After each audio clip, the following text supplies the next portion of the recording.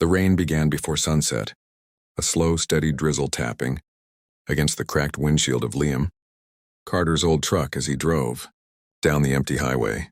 His daughter, 7-year-old Maya, slept curled against the seat, her small hands clutching her worn stuffed dolphin like it was an anchor in a storm. Liam glanced at her and forced himself to breathe slower. If she could rest, even in this mess, then he needed to hold himself together. Just until they found shelter. Just until he found a miracle. He told her earlier they were going on an adventure, but the truth was far darker. 3 nights ago, he had been evicted from the tiny apartment he'd been renting since leaving the Marines. His disability benefits were delayed again. The construction job had closed down after a debt scandal, and the savings he'd scraped together over the past year had vanished into medical bills from Maya's winter pneumonia.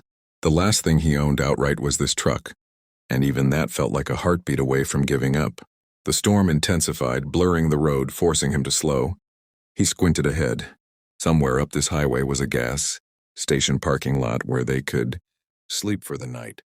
But he hated the thought of Maya waking in a cold vehicle again. She deserved pillows, walls, warmth, not an exhausted father who couldn't even promise her breakfast. He gripped the steering wheel tighter. Then, through the haze of rain, he saw it. A stranded SUV pulled off to the side, hazard lights blinking weakly in the darkness. The vehicle looked expensive, new, the kind that didn't break down without a serious reason. As he approached, he spotted movement. 2 children on the back seat, hugging each other, while a woman stood outside waving at him desperately. Maya stirred faintly. "Daddy?" "Shh, baby." Just a small stop. He pulled over and jumped out into the rain. The woman rushed toward him. She wore a soaked white blouse, tailored black trousers, and a navy blazer that looked like it belonged in some executive boardroom. Her hair, dark and pinned back earlier, now clung to her cheeks as she tried to shield her daughters behind her. "Thank God," she gasped. "Please, do you have a phone with service?" "Ours died. We can't get a signal here." Liam nodded. "I've got a little battery left." "What happened?" "Engine failure. Then the electronics went out. I don't know if it's the storm or the wiring. She swallowed hard and looked back at the 2 girls. They're cold and scared. Liam followed her gaze. The older girl, maybe 10, hugged her younger sister, a tiny thing around 5 who shivered even under a blanket. "I'm Liam," he said softly. "Marine Corps veteran, mechanic trained. Let me take a look." Something eased in her shoulders at the word. Marine. Trust, relief, but also exhaustion. The kind of exhaustion he recognized. The kind he'd seen in soldiers who carried too much. "I'm Arya," she said. "Arya Sterling." The name tugged at something in his memory. Sterling, CEO, billionaire, one of the most powerful women in the state. He'd seen her name in headlines about tech expansions and solar ventures. What was a woman like her doing in the middle of nowhere? But now wasn't the time to ask. Liam knelt by the SUV and popped the hood. Immediately, he caught the smell of shorted wires. Whatever had fried the system wasn't fixable at the roadside. He stood and wiped rain from his face. "Your car isn't going anywhere tonight. The storm's hitting harder in this region. You need shelter." Her jaw tightened. "There's a hotel about 15 miles west. If you could..." "My truck won't make it on these roads with that distance," he said honestly. "We barely have fuel and no traction tires." For a second, he saw panic flash across her expression. Real panic. Not corporate boardroom panic. Mother panic. "We need shelter," she whispered. "Please." Liam hesitated, then nodded toward his truck. "There's space for you and the girls. We can get to an abandoned ranger station a few miles from here. It's old, but it has a covered porch and thick walls. We can wait out the storm." Arya blinked at him as if unsure whether to trust a stranger in the night.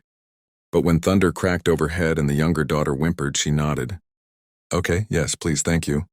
They transferred her daughters into the truck, Maya waking enough to mumble hello before drifting back to sleep. Arya sat crammed beside Liam, her arms around both her girls, trying to keep them warm. The drive took 20 minutes through relentless sheets of rain. When they arrived, the ranger station looked abandoned but stable. Liam broke open the rusted lock with a tool from his glove compartment and ushered them inside. Dust, old timber, and darkness greeted them, but it was dry and safe. He found a propane lantern in a cabinet and sparked it. Soft golden light filled the room and the girls instantly gravitated toward it. Arya let out a shaky breath. I don't know how to thank you. You don't need to, he said simply. You're a mother trying to keep her kids safe. I'd do the same.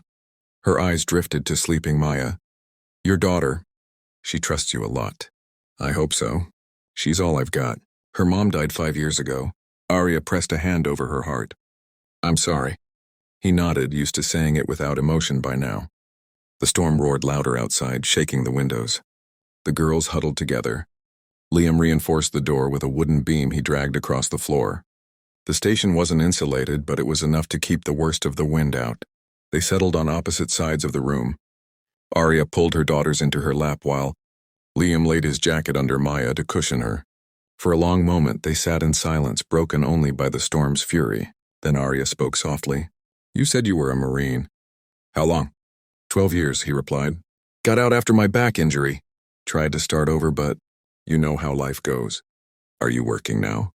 He hesitated. She noticed. You don't have to answer. No, it's okay, he said. I lost my job. And my apartment. Money's tight. But I'll figure something out. I always do. Arya studied him, her CEO eyes quietly analyzing everything. The tired lines on his face. The state of his clothes. The careful way he kept Maya covered even though he was freezing.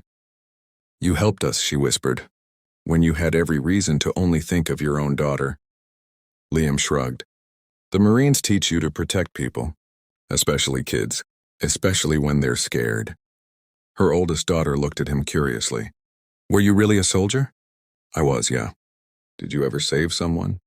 He paused. Not enough, but I tried. She smiled shyly. You saved us. Arya blinked quickly as if holding back tears. Night deepened. Liam gave the family space, stepping outside to check the storm. The wind snapped like something alive. Rain hit his skin like needles. He knew they wouldn't get out before morning. When he returned inside, he found the youngest girl asleep. But the older one trembled. Is she okay? He asked. Arya puffed air through her hands. She's scared of thunder. Always has been. Thunder boomed. Without thinking, Liam knelt beside her. Hey, you know what Marines do during storms? She sniffed. A what? We pretend the thunder is a giant sky drum. And every time it hits, it's cheering for how strong we are. The girl blinked, then let out a tiny laugh. A sky drum? That's right, he said with a grin. It only booms for brave people. Arya looked at him with quiet amazement. The storm slowly wore itself out. The lantern flickered low. By dawn, the worst had passed. Pale sunlight pushed through the dusty windows. Arya stirred awake, her blazer draped over her daughters. When she saw Liam already outside checking the ground conditions, she stepped to the doorway. You didn't sleep, she said. Didn't need to, he lied. She came closer. You took care of us like you've known us longer than a few hours. I just did what anyone should do. No, her voice softened. What you did, most people wouldn't. He offered a small smile. It was the right thing. Arya took a breath, then asked, Can you help me get back to my car? If we can get somewhere with service, I can call my security detail. Of course.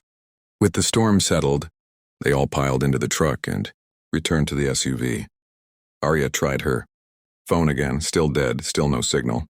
But 10 minutes down the road, Liam's old truck sputtered to a stop. Maya blinked awake, rubbing her eyes. Daddy, what happened? Liam closed his eyes, rubbed the steering wheel. Fuel's out. Arya stiffened. Her daughters tensed. Then Arya placed a gentle hand on his arm. We walk, it's fine. We'll get through this too. For 30 minutes, they walked together down the muddy highway until Arya lifted her phone and said, There's a signal. Within minutes, 2 black SUVs arrived. Her security team spilling out in shock and relief. Miss Sterling, thank God you're safe. But Arya wasn't looking at them. She was looking at Liam. Come with us, she said quietly. He shook his head. You're safe now. That's all that matters. No, she said firmly. Liam Carter, you and your daughter are coming with me. Her security team stared at her, confused. Liam frowned. Arya, you sheltered my daughters. You calmed them, protected them, carried them when they were terrified. I owe you everything. You don't owe me anything, he whispered. She stepped closer. You need help. And I can help. Pride twisted his stomach. He looked away. I'm not a charity case. You're a Marine, she said softly. A father, A man who sacrificed everything to help strangers in a storm. That's not charity. That's honor. He swallowed hard. Arya's youngest daughter suddenly hugged his leg. Can we keep him, Mommy?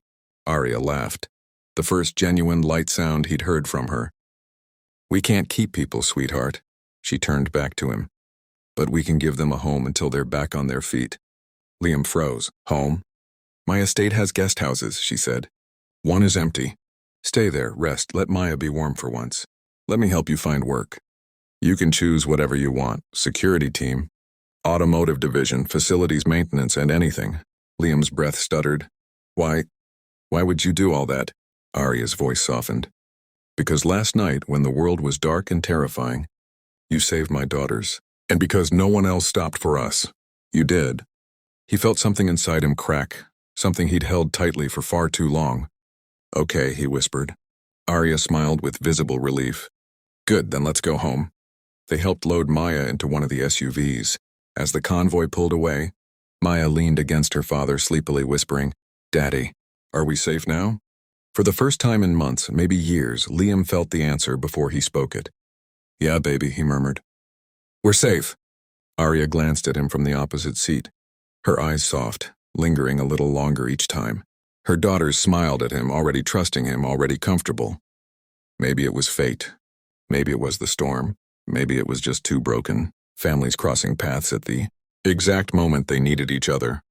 Whatever it was, as the Sterling estate grew into view, towering glass, warm lights, manicured lawns, Liam knew life was about to change forever. And for the first time in a long time, it felt like change he deserved.